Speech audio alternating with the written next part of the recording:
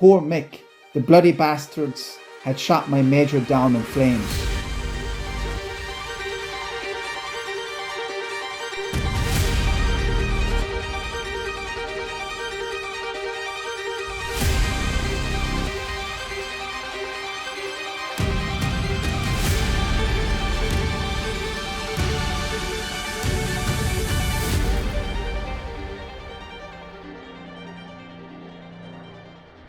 When you look at the rugged Atlantic battered coastline of Ireland today, you're looking at a landscape of one of the quietest chapters in the Second World War. To the casual observer, Ireland was neutral, a small island on the edge of a worldwide storm. But if you were a pilot in the 1940s, squinting through a cockpit over the Atlantic Ocean, Ireland was something else entirely. It was a lifeline, it was a warning, and sometimes it was a major crash site.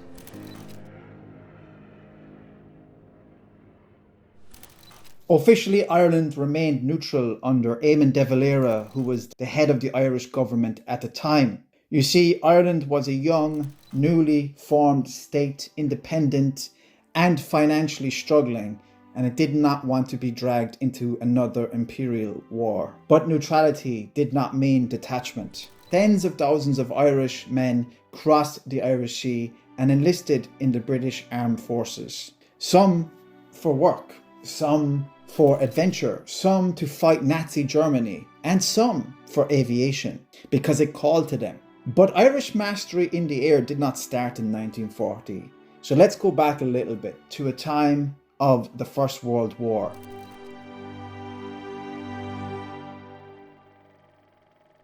Mick Mannock, that was born in 1887 to an Irish mother who had roots in Ballincollig, County Cork. His birthplace isn't quite sure. Some say it was in Cork, some say it was England. But in reality, he was half Irish. And Mannock became one of the leading fighter aces of the First World War, flying first with the Royal Flying Corps and later with the RAF. He developed a ruthless clarity about survival in the air. His strength of character and abilities were unbelievable because he didn't actually have full vision in one eye. This was unheard of in this type of warfare. His rule was simple: always above, seldom on the same level, never underneath. Altitude meant advantage. Advantage meant survival. That mindset, that mechanical precision, emotional control, positional dominance became embedded in Mannock's style of flying. His rules of flying, leadership and tactics revolutionized air warfare forever. He achieved 61 victories in the air, one of the highest in fighter pilot classes, and numerous high distinctions both in life and posthumously. But unfortunately, Mannock did die in 1918, as accounted for by one of his fighters, quote unquote, "Poor Mick, the bloody bastards had shot my major down in flames," end of quote.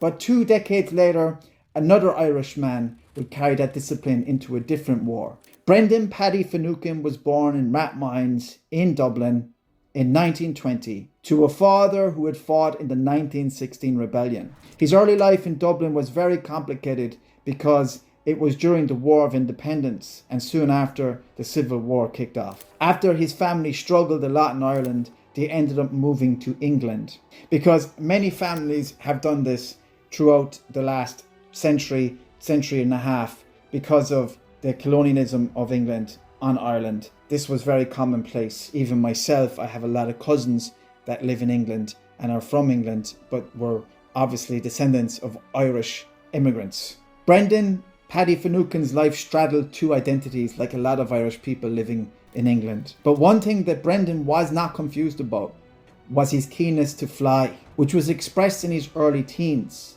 And even though his father had a Republican past, he believed that Brendan could do well from military training. So both parents decided to let him join the British Armed Forces. To say he fell in love with flying is an understatement. And even though he struggled early on in his training, he is quoted as saying, "Never ditch a Spitfire. If you do, it'll go under quick. Always get hyped, then bail out. When World War II kicked off, France fell in 1940, Britain stood alone. Fighter Command was fighting for survival in the skies of southern England.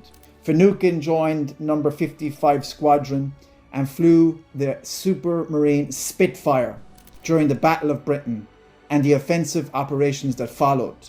By the age of 21, he had become one of the youngest wing commanders in RAF history. He often flew with the Shamrock emblem, visibly Irish of course. And just like other great people that went off and used the British system, like Tom Crean, the Antarctic Explorer, the Casey brothers, the wrestlers from Sneem, County Kerry, just like them, they went off and used the British system to achieve great success. Obviously, this can be conflicted because of our colonial past and because of a Republican past and because of the situation in Ireland. But at the end of the day, you have to be sympathetic to certain people that had to do these things for work, for survival, and also to achieve some modicum of success. And it is quite a complex story. In the end, Finucane achieved up to 32 air victories and received various decorations for his efforts. 32 is a good number for Ireland, and someday we will achieve it too. He was not fighting for Ireland or Ireland's war because Ireland was neutral, a pragmatic policy for a small nation on the edge of the Atlantic Ocean at the edge of Europe. But men like Finucane were fighting a different kind of battle against German expansion in defensive airspace and survival. For many Irish volunteers, this was not about empire. This was about craft, courage, and confronting a threat that they believed extended beyond borders. Unfortunately, Finucane was killed in 1942 when his Spitfire went down in the English Channel during a low-level mission. He was only 21 years old.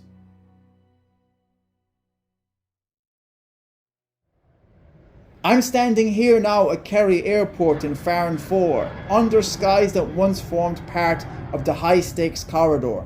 In a Spitfire over the Atlantic, time was life. No GPS, no digital overlays, only mechanical instruments, dead reckoning and clarity under pressure.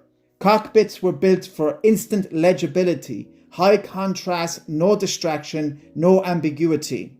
That obsession with precision, altitude, timing, control is what defined those Irish Emerald Aces. Inspired by the likes of Brendan Finucane, the Shamrock that he used to have on his plane. This is a Japanese 24-hour inspired clock face, which is very similar to the way the military operated. The genuine leather strap there, and also it glows in the dark, Swiss inspired. It's water resistant, up to 165 feet, all stainless steel, limited edition.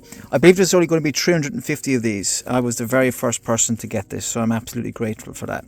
Pilots must keep an eye on their watches during patrols, on the direction and strength of wind.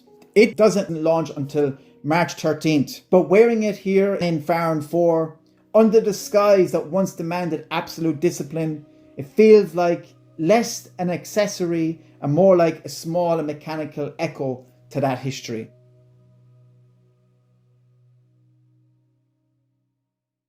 While Irishmen fought in British squadrons, the island itself remained officially neutral as mentioned before, yet physically entangled in this geography of warfare. Over 160 aircrafts from both Allied and German forces crashed or force landed on the island of Ireland during the WW2 conflict. The Atlantic weather did not respect neutrality. Here in Kerry, peaks like Mount Brandon and McGillicuddy Reeks were notorious for crash landings. Pilots navigating by dead reckoning, counted seconds and compass headings, estimating landfall over a coastline often hidden by fog. A miscalculation of minutes could mean missing Ireland or Britain entirely, or meeting a rock instead of runway. And carved into our coastlines are the Éire markers, 83 stone signs, whitewashed and numbered, facing the Atlantic. These served two purposes. For Allied pilots running low on fuel, they were confirmation you are over neutral Ireland. For German crews, they were a warning, this is not your target. Navigation aid, diplomatic signal, neutrality written in stone.